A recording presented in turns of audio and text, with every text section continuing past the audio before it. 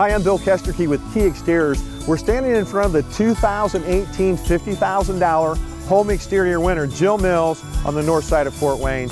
When we redid the home, we started off with a white box, pretty plain, pretty dated, and we decided to put a new stone siding on the front. Now that siding is actually made from fly ash, which is a produce of burning coal.